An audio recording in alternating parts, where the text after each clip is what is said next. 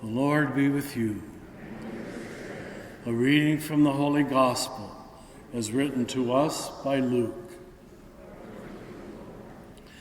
At that time, the Lord appointed 72 others, whom he sent ahead of him in pairs, to every town and place he intended to visit.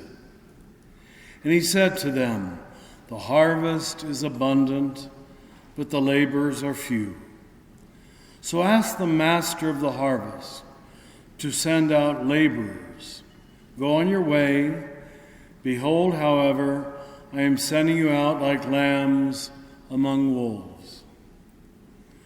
Carry no money bag, no sack, no sandals. Greet no one along the way. Into whatever house you enter, first say, 'Peace, shalom,' to this house. If a peaceful person lives there, your peace will rest on you. But if not, it will still return back to you. Stay in the same house, eat and drink what is offered to you. The laborer deserves his payment. Do not move about from one house to another. Whatever town you enter and they welcome you, eat whatever is set before you. Cure the sick and say to them, 'The kingdom of God is at hand.' Whatever town you enter and they do not receive you, go out into the streets and say, 'The dust of your town that clings to our feet, even that we shake off.' You know this, yet know this. The kingdom of God is at hand. I tell you, it will be more tolerable for Sodom on that day than for that town." The 72 returned rejoicing, and they said, "Lord, even the demons are subject to us because of your name." Jesus said, "I have seen Satan fall like lightning from the sky. Behold, I have given you the power to tread upon serpents and scorpions, and upon the full force of the enemy, and nothing will harm you. However, do not rejoice because the evil spirits are subject to you. Rejoice because your names are written in heaven." This is the gospel of the Lord.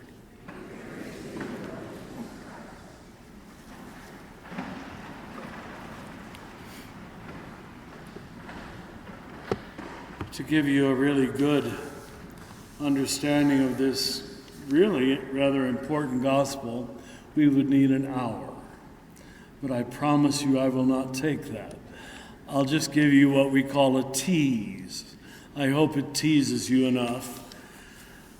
Do you know that 90 to 95% of the blessings and the curses and the warnings and the judgments and the praises that are written in the Bible are not issued to individuals?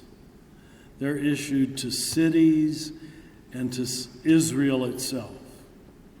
Evil is first of all corporate, systemic, cultural. We see here several allusions to that. It will be more tolerable for Sodom. We thought Sodom was as bad as you could get. Apparently not with Jesus.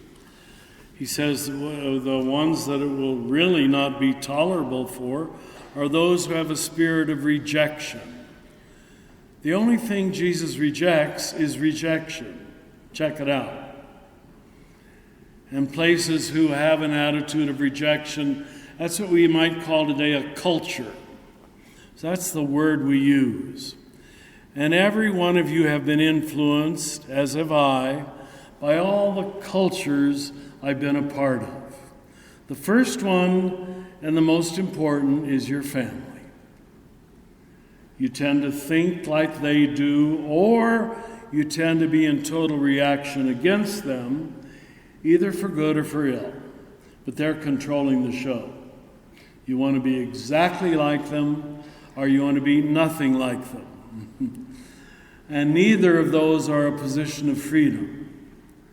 But then you add on to that, maybe in this case, your Hispanic culture, South Valley culture, Catholic culture, women's culture, men's culture.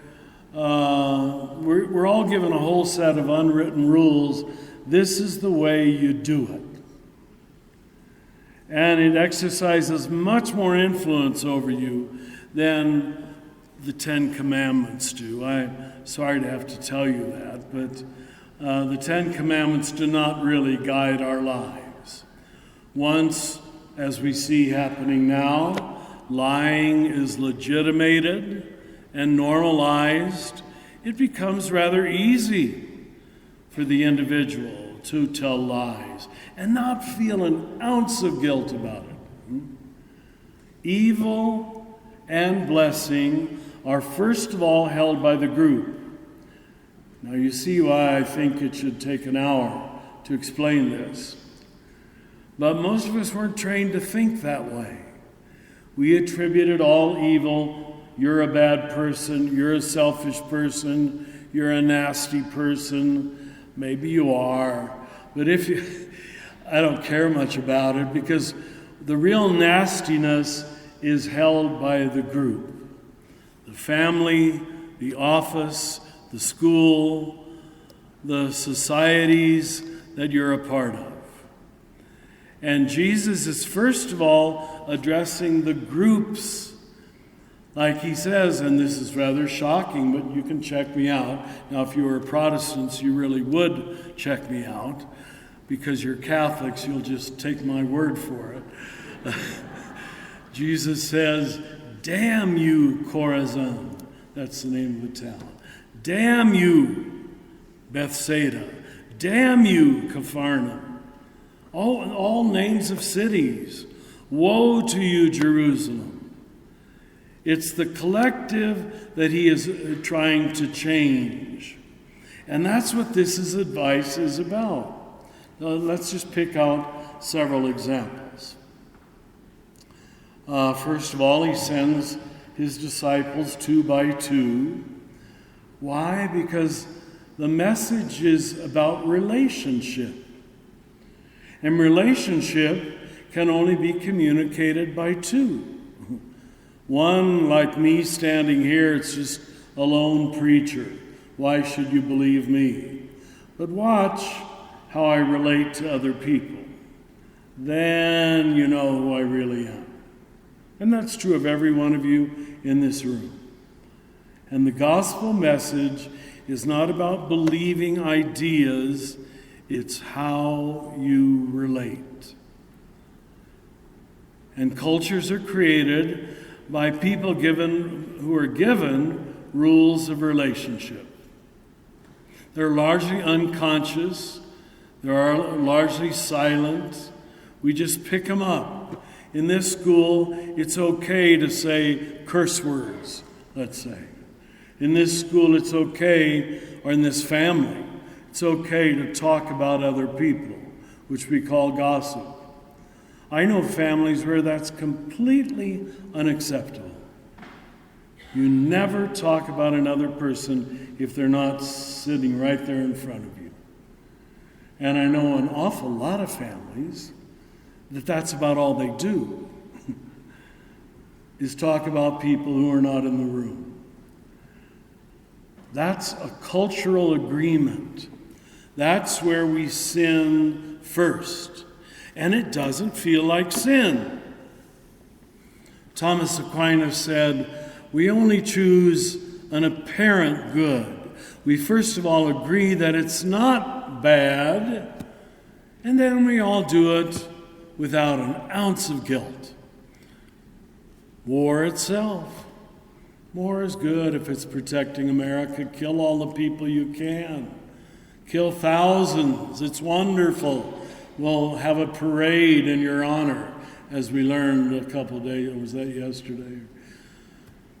Let's celebrate death. You see, there it's good, but then you come back home and it's bad. We don't want you to kill people. That's how split we are in our morality. And why the Christian people are very confused.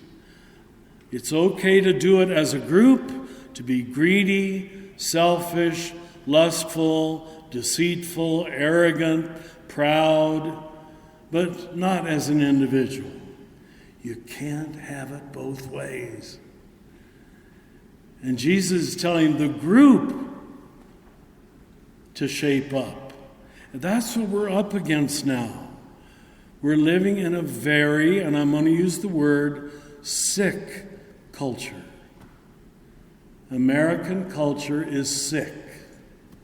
And I say that after preaching in 45 countries, and after a while you get to see healthy cities and towns, happy city and towns and cities and countries that are just filled with negativity, filled with resentment.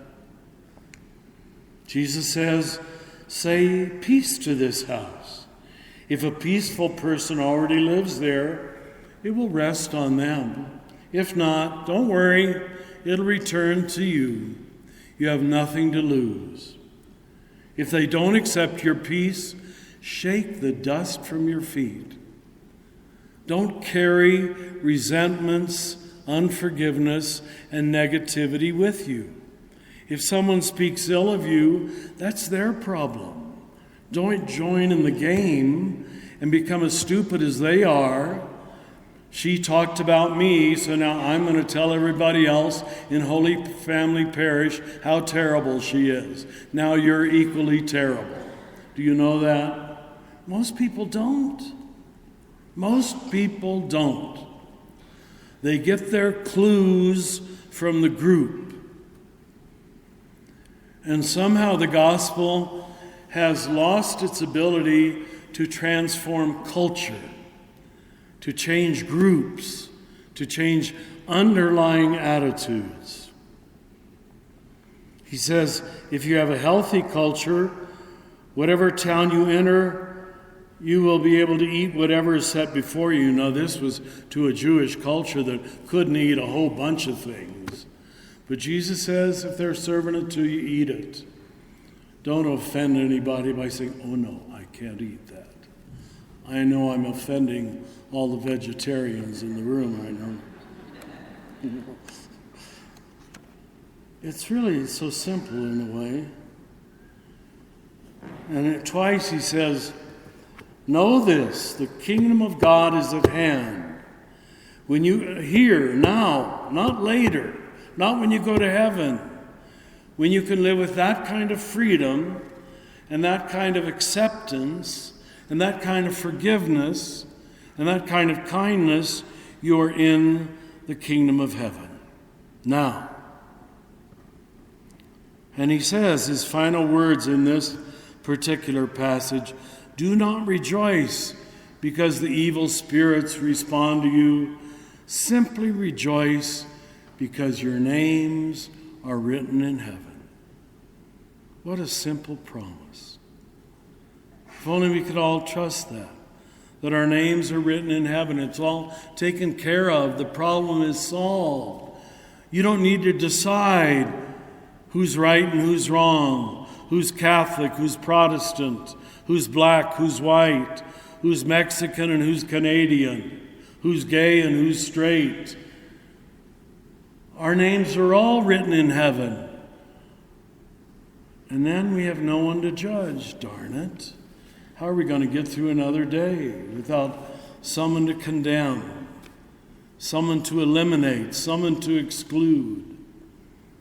And here it's happening right on our own border. And the whole world is watching aghast at the great United States of America. But most of us, myself included, largely go ahead living our life like it isn't happening. Because the culture from the top says it's necessary. If the big guy says it's good, I guess it must be good. If the law says it's right, it must be right. That's not what the saints and martyrs said. They said there's human law and there's divine law. And divine law, forgive the misuse of the word, divine law trumps human law every time. And people don't seem to know that. They're trapped in human laws because they're trapped in human cultures. You are invited to live in a larger culture, a larger world that Jesus calls not the kingdom of America, but the kingdom of God. We've all got a lot of growing up to do. Me too.